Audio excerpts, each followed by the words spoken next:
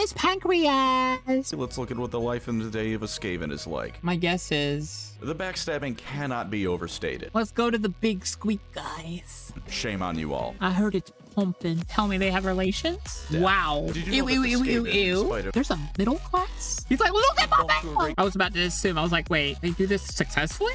Of course everyone is backstabbing everyone. 676767. Why? It's Pancreas. Pancreas. Our favorite person. Who embarrassed me is sub to me. I see you, Pancreas. Hi. Lie. No, I don't. Screw you. But Skavens. Society. This is not news.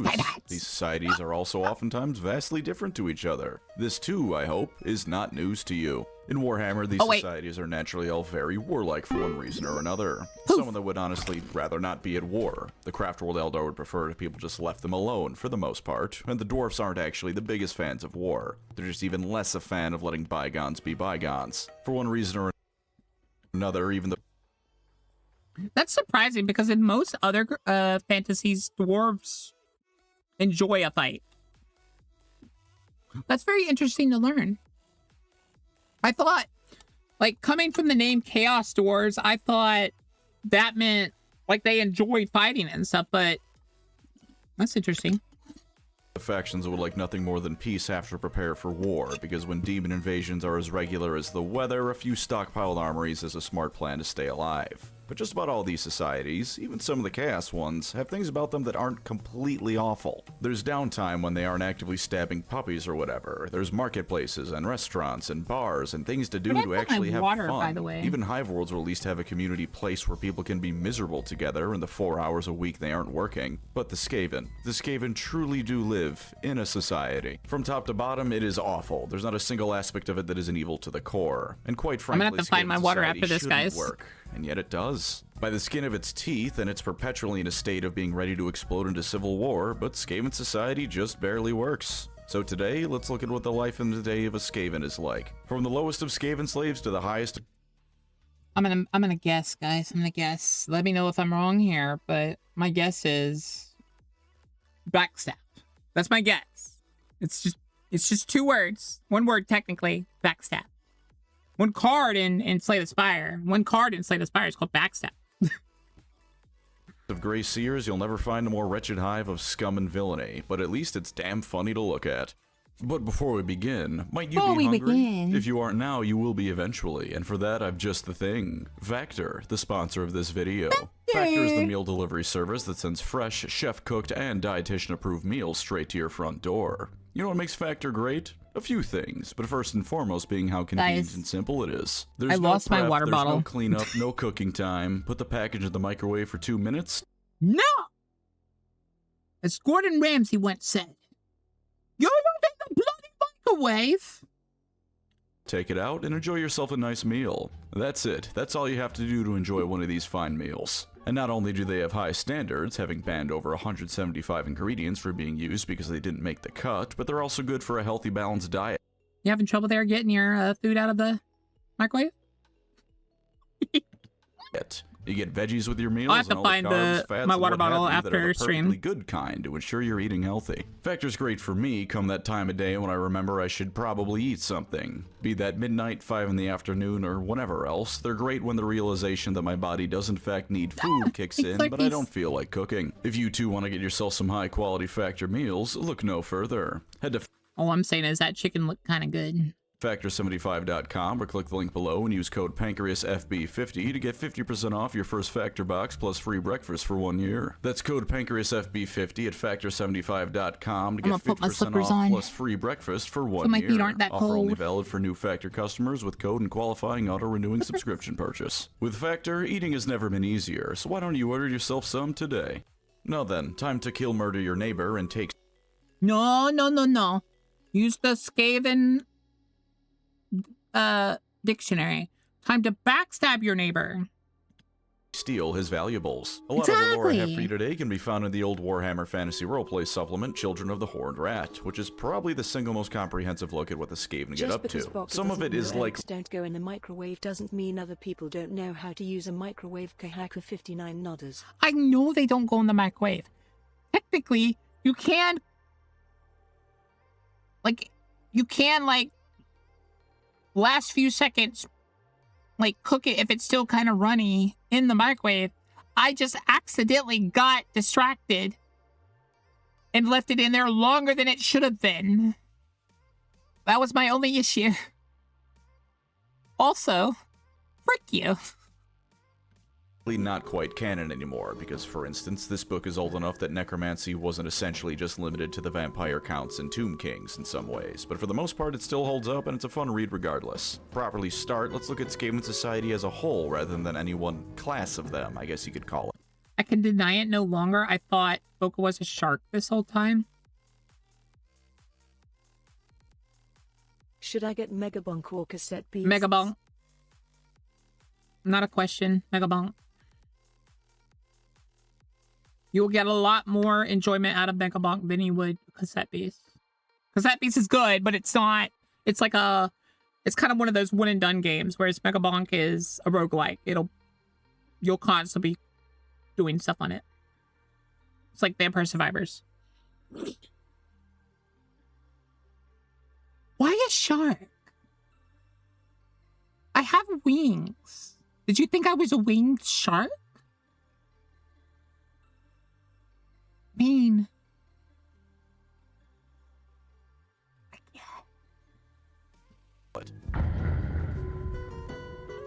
There is, above all else, two rules you need to keep in mind for the day-to-day life of Skaven society. They are that shit flows downhill, and the attitude for almost every single Skaven in existence is fuck you, got mine. Do you know how you get promoted in Skaven society almost without fault? You backstab. If you don't backstab, the hell are you? You're not Skaven. Kill the person directly above you, and do so in a way that means you can take his stuff. If you want better gear, kill another rat with better gear while he sleeps. If you're an acolyte, be it a scry or tech rat or one to a gray seer, kill them and take their badge of office before explaining to their own superiors that they died of a tragic accident and gave you their position right before. Alternatively, explain how Backstab. they were trying to sabotage the Council of 13 or their own clan's head of state, and you valiantly stopped them. No one cares what actually happened, not truly. They'll keep an eye on you, but that's just what happens for everyone sufficiently within a Skaven higher-up's notice. Rewards are expected to be given out in Skaven society, but these are the barest of scraps at least as often as not. If you save a leader from the treachery of another rat, and again this doesn't need to be actual treachery, you can just lie about it, he'll likely give you a warp token and a slightly sharper sword. All Skaven are incredibly selfish, but part of that is knowing when to pay someone so they don't decide it'd be more economical to just kill you and take your place. I mean, yeah, that sounds about right. Fair. The backstabbing cannot be overstated. It's not my birthday. Besides, my streamer anniversary is going to be rolled up into my birthday this year. So, not until May. The average Skaven is involved in at least a dozen different betrayals in varying degrees a day. Have you ever read that statistic that you're only like 5 degrees of separation from basically anyone on the planet if you look in the right Have a wonderful places? day. It's like that, only in this case a given Skaven is only ever 5 betrayals away from a council member somewhere being murdered through a massive butterfly effect of backstabbing. There's a He said it. I'm happy. He said backstabbing. I'm happy. I'm vindicated. Let it be known. exactly 2 reasons why they haven't just fallen apart en masse. They breed like rats, as is fitting, and they hate everyone else just barely more than they hate each other. But that barely part in itself can't be overstated. Barely is understating it so much so.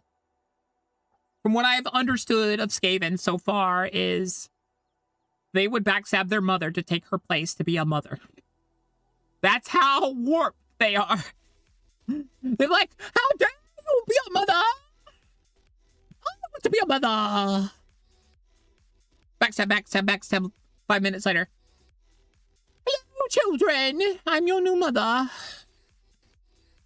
Either. They spend almost all their time fighting each other because they want more power within the Under Empire's hierarchy before they do anything else. Even when they invade the surface world, unless the Great Horned Rat is physically there to tell them to behave, they'll begin sabotaging each other mid-invasion. Here's the average Skaven invasion. Say they want to take down an Imperial city. The leader announces his grand plan. He then immediately looks to have the most obviously ambitious for his spot Skaven put into positions where they'll die in the fighting. His immediate underlings all seek to sabotage each other, because that will make them look better in front of the leader that's expected to give them some kind of reward, as well as to ensure they'll have more power and loot at the end by virtue of there being less rats to share it with. Their underlings are doing the same thing. Eventually we go down far enough the chain of command where we find the Skaven that don't really have underlings to boss around. In this case, they'll still be kicking Skaven slaves in the ribs for funsies, but they'll also be trying to figure out how to position themselves in the upcoming fighting so all the rats around them die instead. By the time the invasion is underway, we are likely looking at about a fifth of the rats initially involved having died or dying almost immediately, because Skaven view casualties amongst their ranks like we view high scores in an arcade cabinet. Sabotage, assassinations, well, Skaven slaves probably just backstab. You're saying the wrong word. It's backstab and backstab and backstab.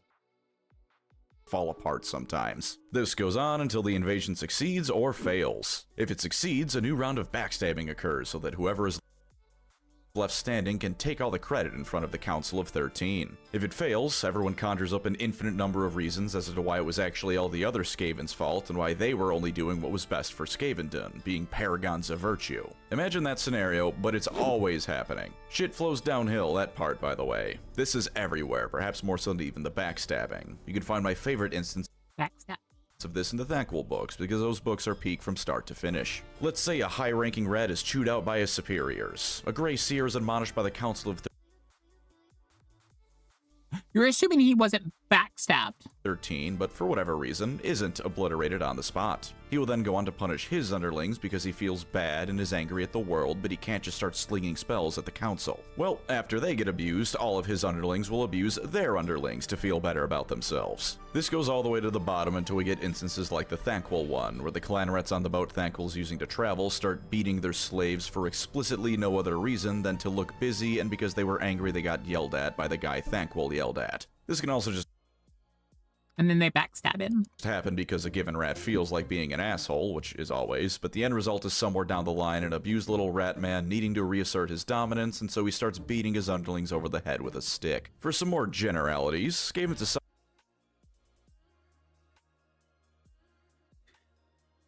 I don't think he's ever been backstabbed.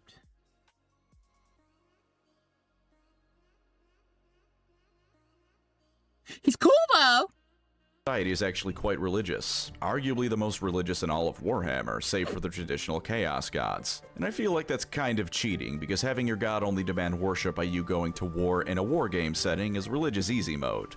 The Horned Rat is an all-encompassing thing, with them giving praise to him at every possible opportunity. Not at all shockingly, this is not done out of true reverence to the Rat God. This is because they fear him, and he more than they fear him.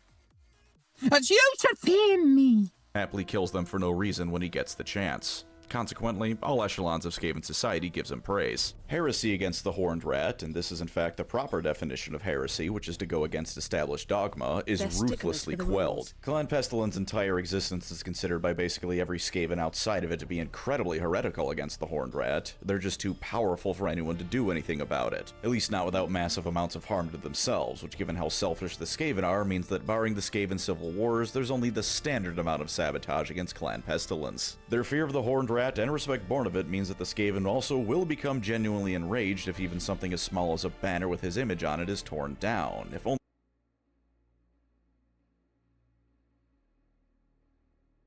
we can't have birthday parties for this guy. Because again, they fear what he'll do to them. Cheese bagel, boka toasted bagel, boka. Bagel! If they don't avenge it. Skaven are also required to go to church once a day, and if they don't, they'll be accused of heresy, atheism, and general treason. Naturally, those all lead to death, because even in Warhammer Fantasy, you cannot escape Prayer Day. Prayer Day? The Skaven language, Queekish, is a language of squeaks, growls, and other various noises like that. Even when they speak it as opposed to other languages, they still say words twice and will often frequently jam two words together with the same meaning. Their writing is based on pictograms, because pictures are easier, simpler than alphabets. They like to use X's a lot. there's like an X in almost every single one of these. Like right here, here, here, here, here, here, here.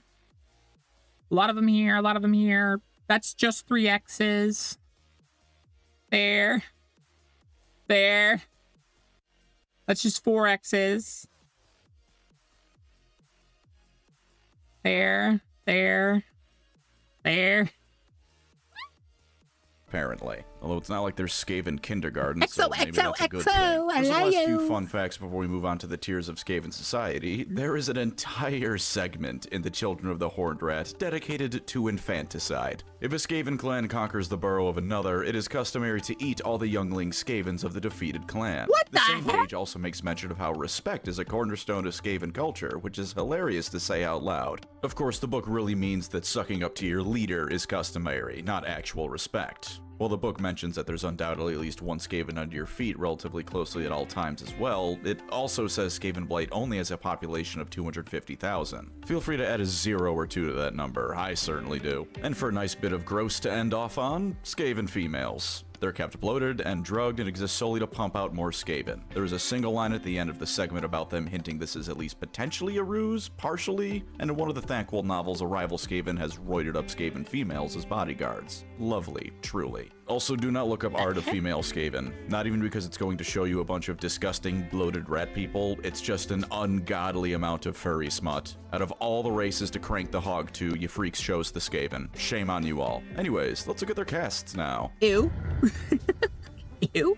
Fun fact, did you know that the Skaven, in spite of their incredible racism and general hate for beings that aren't themselves, can actually be incredibly egalitarian? Why, you'll never find a race that treats outsiders as equally as they do their own kind. Basically, Salt, they basically. treat the slaves of other races and Skaven slaves exactly the same, by throwing them into a meat grinder. And no, that's not always metaphorical. Soylent Green is made out of Skaven. Skaven slaves largely come from either Skaven that have been harshly punished but not killed, runts of the litter that weren't outright butchered for food, and defeated clans that had their members absorbed into the victor. To be clear, all Skaven are mistreated by their superiors, but not only are the superiors of the Skaven slaves everyone, but it's turbocharged for them. This level of the Skaven hierarchy explicitly exists to be used for however long they happen to live, and then turned into food at the best of times. At least the average clan rat might have a small little nook and cranny he can sleep in at night. At least there's times they aren't being abused by someone above them. Skaven slaves live in a city's slave pens, piled atop each other until some taskmaster or other puts them to work on the next project. Getting the meagerest scraps of food, the best case scenario for them is likely starving to death so they don't die in a more horrific way. A given Skaven slave's only chance of escaping this position is to either steal his fellow slaves' food or outright eat them, and then try and find a clan rat to then take the position of instead. How bad these rats have it is mind-breaking and how horrific it is, because there's no injustice you can think of that a Skaven slave hasn't been put through. This is either the largest or second largest grouping of Skaven behind clan rats, depending on how many slaves are being created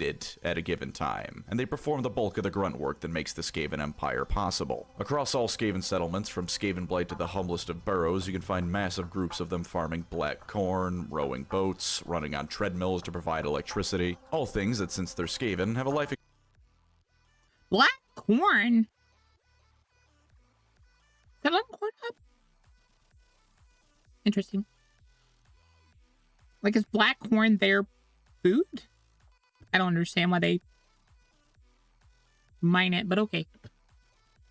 Expectancy of about a week tops, and that's if one of the aforementioned tantral spirals doesn't occur and one of their superiors starts gnawing on their legs to calm down after his boss yelled at them. And when it's time for battle, these rats are the first in line to rush down the enemies of Skaven kind. Not because victory gives them a chance at climbing the ranks, not at all. They'll just be sent back to the slave pits when the fighting's done. No, they do so because at least when they start stabbing Empire State troops, there's a chance they won't die. Assuming they'll make it that far is almost laughable though, because Skaven slaves' purpose on the battlefield is mostly just to soak up enemy ranged attacks and tire out enemy infantry if they make it that far up. Another fun fact, Skaven slaves used to not only cost not even 3 points per model during one edition of Warhammer Fantasy, but they were one of, if not the only unit in all of Warhammer that you were allowed to shoot at an enemy unit they were in melee combat with. Yeah, if you missed, you'd shoot them instead, but who gives a shit? They're Skaven slaves. That's why they exist. Various other races can be found alongside Skaven slaves being worked to death as well, with the Skaven having varying preferences of race. They prefer humans, both because they're everywhere and because human flesh is legitimately the Skaven's favorite food as a race. Dwarves are prized because they're tough and sturdy, though breaking their wills is quite difficult, so they're a rarity.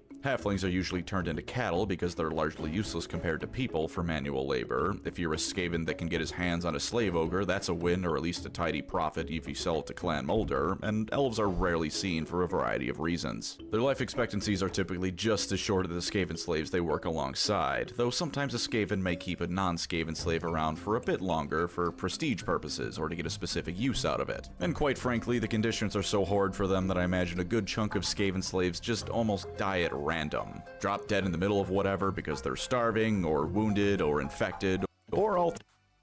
I'm pretty sure the reason there's not many elf slaves is the elves take their own life. Because if they're anything like other fantasy elves, that's not allowed. It's not allowed for, like, elven females will take their lives if they're captured by ogres. Rather than, you know, like, elves are a very prideful race. They are proud of their heritage and everything else. To be captured is a affront to all of their pride.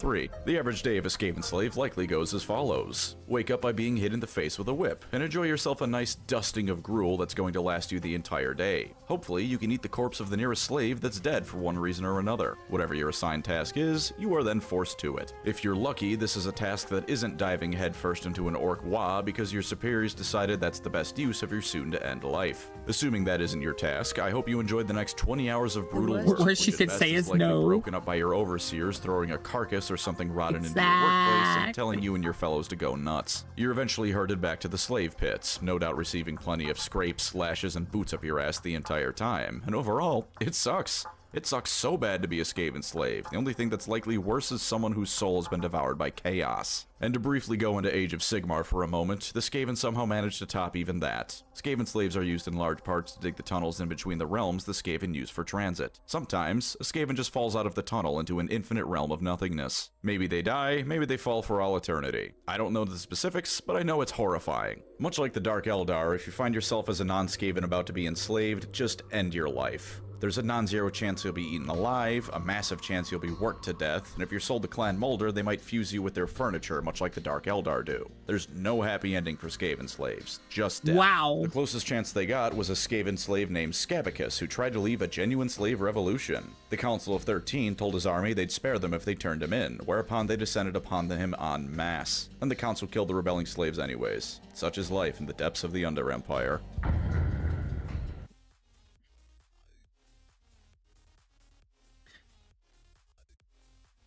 Okay, if you're that dumb, you deserve your fate. I'm sorry.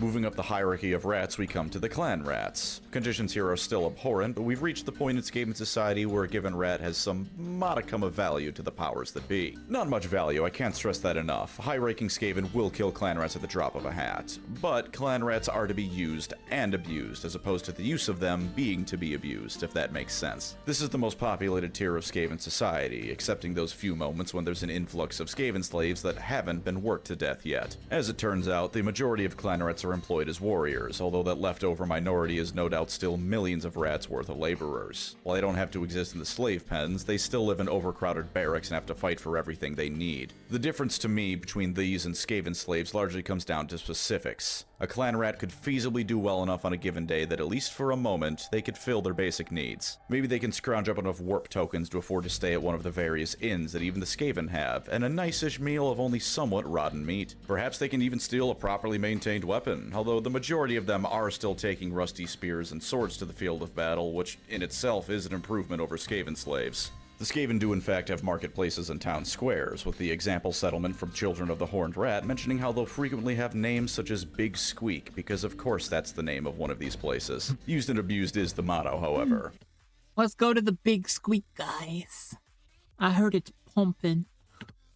Clan rats, in fact, tend to be the first ones to die when the Skaven are doing some kind of experiment or test, for example. Skaven slaves have a limited number of uses by virtue of them being on the bottom of the barrel. They'll frequently be just desperate enough, for instance, that if handed a new scry or weapon and told to give it a test fire, they may damn well turn it on the creator of it. Clan rats, however, in addition to being a bit better off and therefore healthier and more capable, also have just enough to lose that they'll likely think twice about doing that kind of thing. If they think they can get away with it, then without question they'll try and pull one over on their superiors, but the risk versus reward is a bit more skewed towards risk in this case. Clan rats are the second wave of any Skaven invasion after the slaves have all died, and they're sent into fights that would be at least nice if the Skaven could win, although if they don't, it might not be the end of the invasion or anything like that. If clan rats are part of the main thrust of the invasion, then they'll likely be seen as a massive tide of rodents swarming over everything in a near numberless horde. They'll fight a bit better, a bit longer, a bit more bravely than Skaven slaves, but much like grunts in Halo, if they see an important enough rat get capped, they'll still run for the hills, or tunnels as it were. It is at least somewhat important to note that this is where the Skaven habit of actually scheming, as opposed to just shivving your neighbor out of the blue, comes into existence. Skaven slaves, by virtue of how low they are, don't really have the opportunity to form a proper scheme, with the exception of maybe trying to organize a slave rebellion. Given that it's a Skaven slave rebellion, that's less of a scheme and more 50 emaciated rats jumping a dude.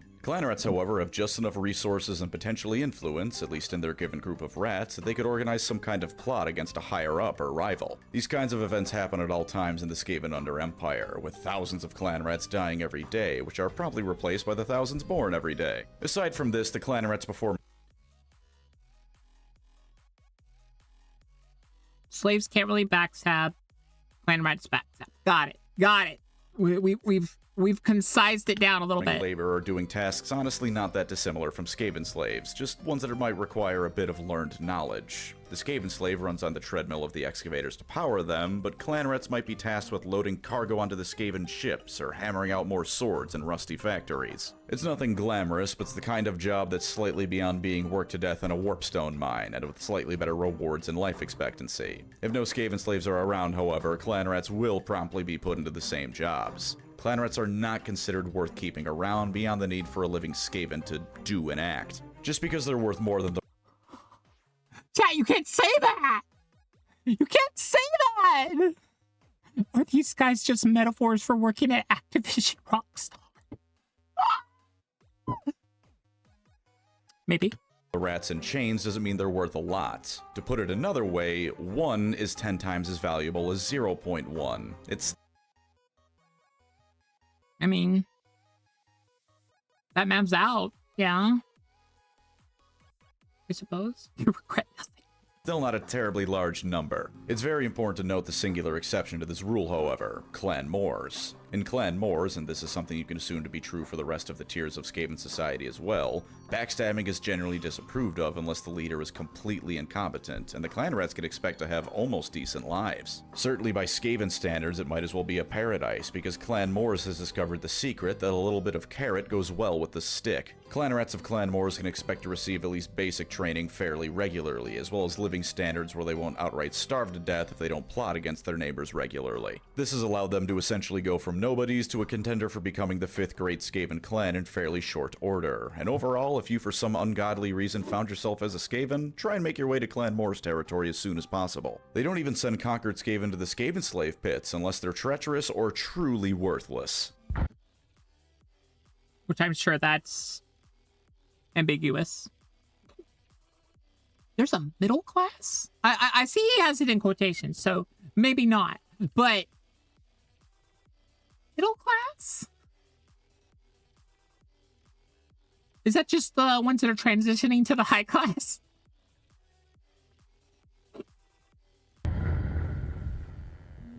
Here we get to the point that a given Skaven's life has actual, genuine value. Still not much, but the backstabbing goes from at the first conceivable opportunity to after they've done something productive for me first. At this level of Skaven is where you find the various properly trained workers of Skavendom, as much as any Skaven can be said to be properly trained. Merchants, lower tier scryer acolytes, those brave few innkeepers that are probably regularly murdered and replaced by a different one every week. This is where skilled labor can be found amongst the Skaven. As much as Skaven research equipment and general technology does usually explode if you touch it too hard, it does still require all sorts of personnel to create and maintain. If nothing else, the Skaven who creates something usually has an army of underlings they tested on and or steal the design ideas from. This is the level where that sort of Skaven exists, able to potentially afford something as luxurious. I thought that would have been in clans, but okay, so there's like literally Skaven that are kind of above that.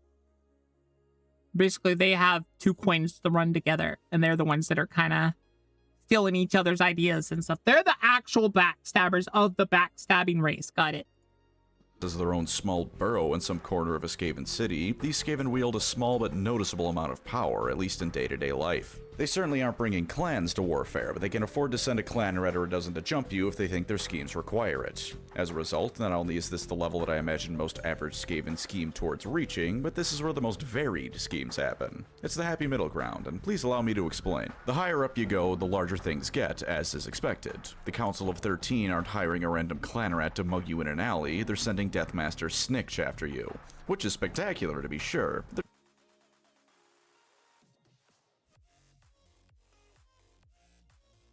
I don't think that's spectacular, but okay. You do you. There's something to be said for lower scale scheming and having to get creative with limited resources. On the other hand, at this level, a given Skaven can afford something truly spectacular if they work hard towards it and put their all into it. They aren't just gathering fellow poor rats to jump a slightly less poor rat. They have resources, context, and they're the ones that have just a little bit of coin to rub together with, basically.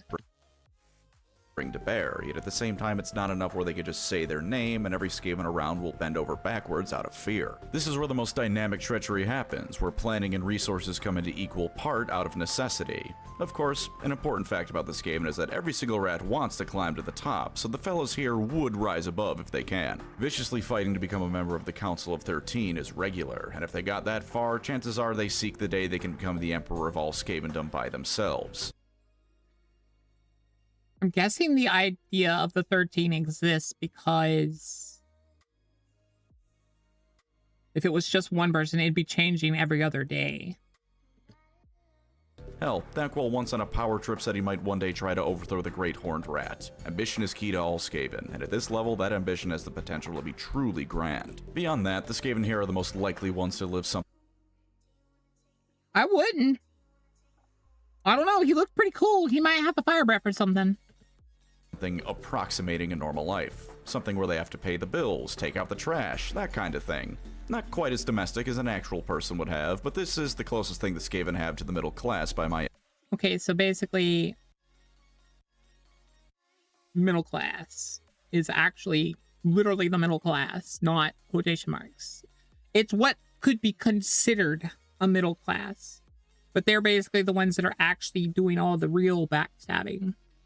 God. Estimation. The average day for one of these fellows indeed involves clocking into work and dealing with whatever their overlord says it's time to work on. Yeah. Pestilence might work on a plague, Molder Skaven on some other creature or other, but it's a nice old-fashioned kind of deal in some ways. They clock in their 12 hours at the ball-crushing factory before going home to do whatever the hell. No doubt they concoct all sorts of schemes in their off time, but that's generally just what Skaven do in their downtime. It's how they relax. This is also roughly where you can find the standouts of a given clan. Plague monks and gutter runners, for instance, are about at this level, the stereotypical image of their clans that give them their shtick. Life is still a struggle even for them, but it's a struggle with something to look forward to at the end of the day. That something is paid for in lesser Skaven blood, but that's just their society. The most noticeable type of Skaven in this class are the Storm Vermin. For those unaware, Storm Vermin are the elite infantry of the Skaven. Of course not equal to the elite of other factions, these are nonetheless Skaven who by virtue of being born with black fur are a cut above the rest, given training to accommodate them and turned into the elite forces and bodyguards of any given Skaven army. They do get some resistance from the common Skaven politicking because of this, but to make up for it, they'd have to deal with other Storm Vermin rivals of equal upbringing, as well as being used as disposable pawns in the schemes of higher Skaven. Okay. Slightly better taken care of, but have to deal with more shenanigans. Got it. Got it. For reference, in Halo the Spartan 3s were used when ODSTs couldn't get a job done, and Spartan 2s couldn't do it without dying. That's where Storm Vermin often lay in the upper echelons of Skaven politics. The Greyseer needs an important task done, but the survival of the rat doing it is largely irrelevant.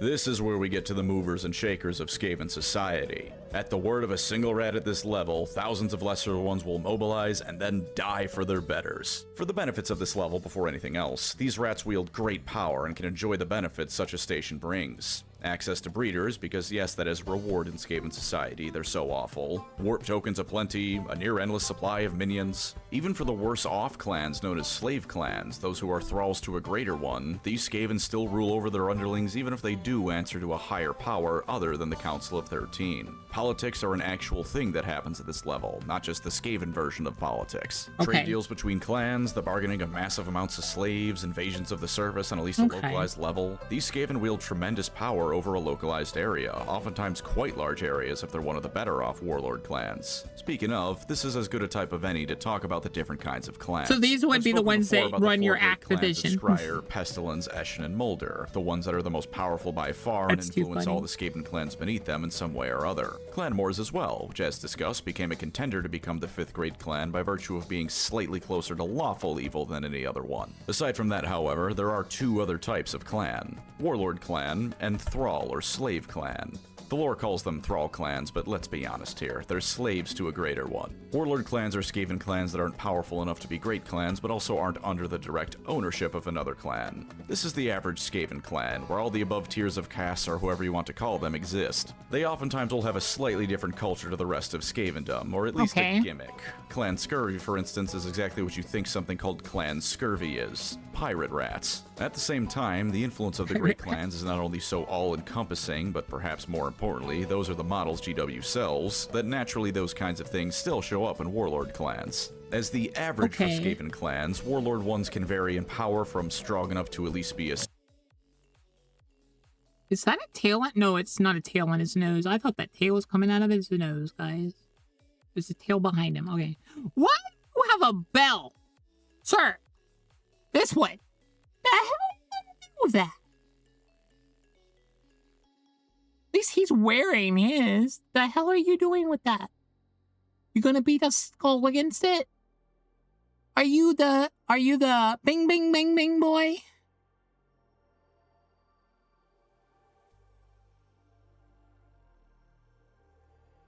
Well, you need a bell if you're a Skaven. I mean, I see that everyone has some kind of bell. Like, he has an earring bell and he has a thing. But why is he holding it?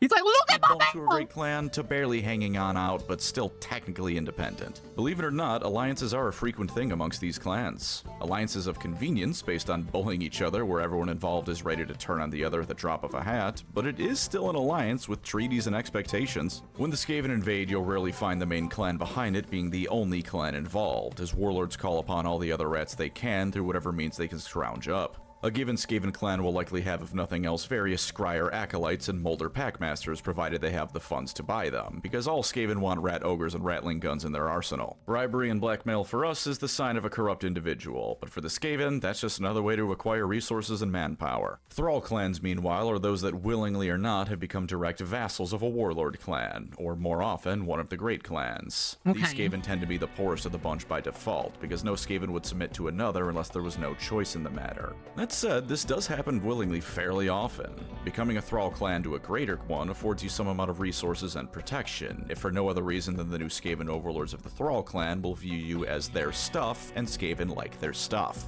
Yeah, I saw that. That was a religious thing? I've understood that. I just don't understand why one of them was holding one. You gonna fight with that?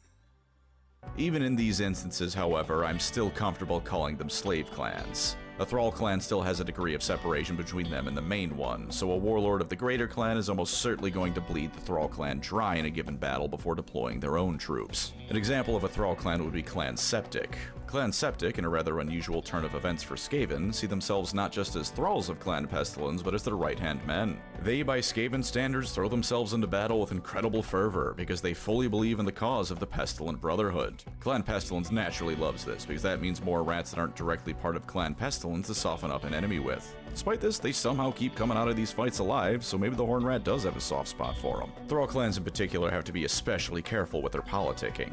As the underlings of a stronger one, if they're too brazen with gaining power, then there's a high chance their master clan will smash them flat for getting out of line, especially if they outright rebel. In that case, it'll be straight to the Skaven slave pens for any survivors. At the very least, if they have a really good loot haul, their master clan is likely to take almost all of it. Warlord clans, however, have to face not only that kind of problem, as the great clans aren't exactly willing to let a fifth one rise up if they can help it, but also have to be careful with expanding too rapidly. These clans are oftentimes large enough that if a rival Skaven seeks to claim the title of warlord, he can easily take a chunk of a warlord's clan's Skaven and resources with him in a civil war, which creates another warlord clan. For these reasons, all the clans have to tread carefully. Or, well, they try to. As you're likely aware, the Skaven are also I was about to assume. I was like, wait. They do this successfully? rampagingly incompetent, and most of them aren't thankful who get away with it by virtue of being funny to their patron god. Sooner or later, strife comes to a Skaven clan, and how they handle it decides if it ends up being a warlord clan, becoming a thrall clan, or the entire thing being subsumed to another clan's ranks of slaves. Grey Seers are different, however. While they can be the warlord of a clan, such as Seer Lord Kritislik on the Council of 13, most of the time they're independent agents. This would usually be astonishingly stupid in Skaven society, as despite all the backstabbing, being alone means you're open to just normal stabbing by 50 other rats. However, Grey Seers are basically their own class of Skaven. I've just lumped them in with Warlords because they have roughly as much power as one. Okay. Grey Seers are Skaven born with grey fur that act as not only the wizards of the Skaven, but as emissaries of the Council of 13 and the prophets of the Horned Rat himself. There's only ever 169 of them at a time, because 13 by 13 is 169. Oh, okay. For all of these reasons. The simplest is the wizardry. While Scryer does have their warp magitech, Clan Eshin as sorcerers, and Clan Pestilence has their magical plagues, by and large, only Grey Seers are allowed to practice outright magic. Any other Skaven doing it has to be very careful and is more than likely to get caught and killed, which is why Clan Eshin and Pestilence are the only ones to really get away with it by virtue of their power and influence. Scryer, meanwhile, is in a weird middle ground where it's tolerated if only because their weapons are too useful. Got a bit sidetracked there, but because the Grey Seers are the trained mages of Skavendom, all the other rats fear them, because when you piss one off, they might just blow you away on the spot. That happens all the time. Again, go read Thankful's books, you should do that anyways. At least some of the instances in them of this aren't happening by him, by the way. Few things scare a Skaven more than a Grey Seer's ire for that reason alone, because every single one of them is more than happy to use power word kill on the first rat to bother them. Even if a Skaven covers himself in foolproof magical protective wards and could just ignore a Grey Seer's magic like Marnius Calgar in Space Marine 2, he's not likely to survive the follow-up punishment sent by the Council or the Horned Rat himself for disobeying his prophets. Other Skaven warlords and leaders do of course still sabotage their efforts and occasionally try to see them killed, but for even the lowliest Grey Seer, they have to be far more careful with it. If you see a Grey Rat with horns on his head walking around seemingly without a care in the world, it's probably because he just ass-blasted some dude to Kingdom Come for being uppity, and knows the display has earned him about 5 minutes at least of not needing to fear for his life. That said, all bets are off when it comes to other Grey Seers sabotaging them. It's a basically they're Gandalf the Grey. Multiply. Don't mess with them too much. They scary. Got it. constant game of assassinations there as it is for the rest of Skaven society, only this time with the added knowledge that the person trying to kill a Grey Seer is no doubt also a powerful mage. And of course, can't forget about their own apprentices. There's a lot more than just 169 Skaven born with grey fur every year, which is the mark of a future Grey Seer. These rats become apprentices to an existing Grey Seer, aka slaves and servants at the best of times, and whenever a new position opens up, one of them will take on the role. How do you think this position usually opens up, viewer? Did you guess an apprentice kills his master? Cause backstab, obviously. Yeah, that's generally how it goes. Failing that, another Grey Seer might kill an apprentice's master, and then blackmails that apprentice to become a Grey Seer that's under their influence. Or a Grey Seer dies in battle and the apprentice just takes their place. That does admittedly happen plenty often enough. Grey Seers also have to contend with the Council of 13's wrath directly, which of course Thankful's had to figure out how to survive on plenty of occasions. Just because they're high up doesn't mean that they're invulnerable, but by virtue of being born grey, they have far more access to luxuries, breeders, and power than almost every other Skaven could hope to achieve. As a quick final note, you could argue that the albino guard of the Council of 13 might be at this level. Similar to how Grey Seers are their voice, an albino storm vermin is a personal guard of the Council of 13. Bred and trained to be actually loyal to the council, these Skaven go through hellish training to become some of the strongest warriors around, protecting the council as well as Grey Seers in general. They're all mute, they may actually be mutants or just dye their fur white, or maybe just turns white magically once they become part of the council guard. Either way, while they don't hold much political power, they are fairly immune to typical Skaven backstabbing by virtue of being actually well fed and compensated in exchange for guarding the leaders of the Skaven. That's largely why I'm lumping them in at this level, and because one of them showing up means either the council is interested in you or an important Grey Seer or warlord has come to town. Mess with them and it will not end well. Basically, they're kind of immune to the backstabbing because they're not in a position you'd want, per se, because they're still beholden to someone. But also, they're in an important position, so they're fed well. That's like the best position you can get, almost. You gotta go through hellish training, but no one really wants to take your position. And if you mess with them, no one's gonna bat an eye if you get stabbed. Okay, yeah.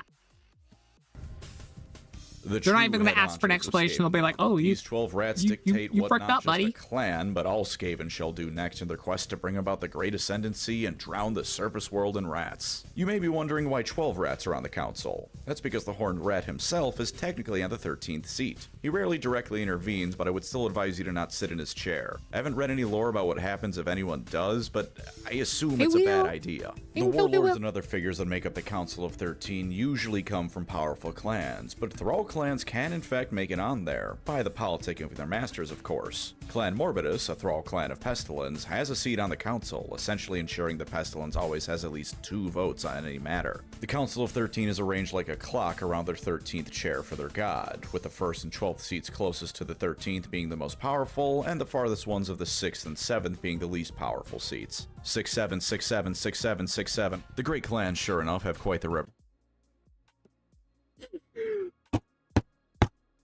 Why? Why?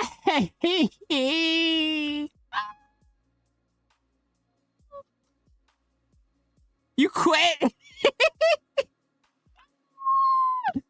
representation here, as does the Grey Seer clan, but others like clan wars that are their own thing, by and large, can be found coming and going from the council as old members die. Backstabbing at this level involves sending entire armies of lesser clans after those of another council members because of their influence. It's the kind of thing that might not even qualify as backstabbing technically, just a declaration of war. If not that, then they can orchestrate actually cunning schemes instead of just stabbing someone who isn't looking. The entire backing of Skavendom is at their beck and call, and when they decide to invade, the Skaven come out to play. Even the Thrall clan counselors, who are ultimately a slave to a greater one on the council, have the power to unmake you. Surprisingly for the Skaven, anyone is actually able to openly challenge a council member at any time. All they have to do is touch the black pillar that holds the commandments of the Horned Rat and challenge an existing member. This is a threefold problem for why it doesn't happen often though. 1. The black pillar is in the center of Skaven Blight, so anyone approaching it is likely to be murdered well before they can touch it. 2. The members of the Council of 13 are the strongest, cleverest, most powerful Skaven there are. You are almost certainly not as clever as them, and you definitely aren't as well entrenched and equipped into Skavendom as they are. Most of the time a council member is replaced is either because they achieve the legendary status for a Skaven of dying a natural death, or more likely because other counselors had them killed instead. And problem 3, which is perhaps the hardest problem to overcome, is the black pillar itself.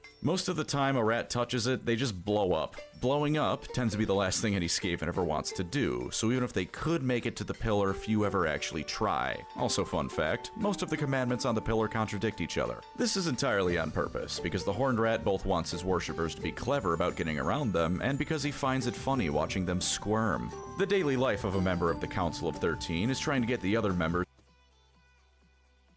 based. credited so they can be killed later on, followed by attempting to prevent the others from doing the same thing to them. They also like to dabble in sending tens of thousands of rats to their deaths at any given moment for a scheme, an invasion, or because they're in the mood for it. Thanquol will walk in once or twice a month, whereupon they'll make him nearly shit himself before they send him off on a suicide mission he will somehow survive without fault. They'll eventually do whatever actual work needs to be done to further their own clan's goals, head back to their quarters to eat the finest of Skaven food and snort the finest of warpstone, and then retire before doing it all over again the next day. It's a vicious life, but usually the people paying for it are the underlings. They don't have relations. Why is this even a segment? Don't tell me they have relations. Of course everyone is backstabbing everyone. That's the first word in the dictionary and the last word in the dictionary of a Skaven. I do not mean Skaven courting rituals, because those don't exist. Instead, I mean how they interact with the other races. Obviously, everyone hates them, and they hate everyone, and it's a lot of knives, but there are some differences between individual groups. I also don't know where to talk specifically about this bit, if not this video, so here it is. Humanity is on a sliding scale of being aware and ready to combat the Skaven. Bretonnia is at the bottom because they suck. This comes directly from the Children of the Horned Rat book, and while it is in universe written by an Imperial, I choose to believe he's right and not being biased at all. Eat shit, Bretonnia, I hate you, please die. The Empire lies in the middle. By and large, the official word is that there's no such thing as the Skaven. Maybe there's just beastmen that happen to look like rats at most. Witch hunters, of course, know the truth and fight them, and the Empire does have its rat catchers who prowl the sewers as a preventative measure against lesser Skaven incursions. Tylea, meanwhile, is a nation that has the misfortune of being directly next to Skaven blight, and so does not have the luxury of pretending the ratmen don't exist. They fight them tooth and nail and acknowledge their existence, but have largely seen success in fighting them off prior to the end times, where no one won, so I don't count it. Dwarfs are the enemy that Skaven have most fought since the beginning of time, but with both of them living underground. The war has kind of been back and forth. Initially, dwarfs were a difficult foe to face, then the Skaven adapted and began overrunning many holds. Then the dwarfs learned how to properly counter them, which shifted it back in their favor. Then the Skaven invented flamethrowers and chemical warfare, which held them out. Nowadays, the two races are still in frequent conflict, but not as often as you might think. Most dwarf holds have fallen with many to Skaven control, and the Skaven often find it easier to fight each other than the stout Dowie. Chaos Dwarfs' interactions are limited and oftentimes revolve around slave gathering by both sides, although I would assume at least once in history a Scryer Rat and Chaos Dwarf Demonsmith collaborated on a mad science project. I choose to say and believe this has happened because I like the mental image of the various abominations that could come out of that pairing from hell. Also, a quick unrelated question for you all. Who do you think would create the most monstrous thing given a week?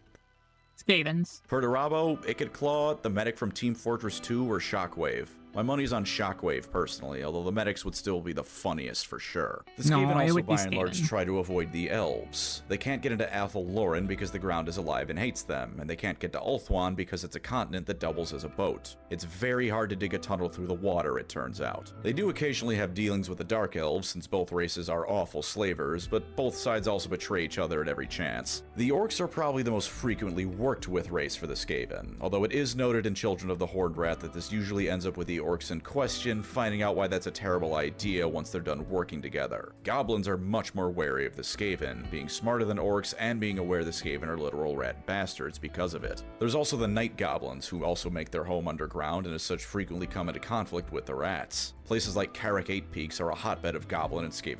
Okay, is this like a... Is this like a... the mountains area? Okay. And warfare, featuring the dwarfs that occasionally try to reclaim their old home.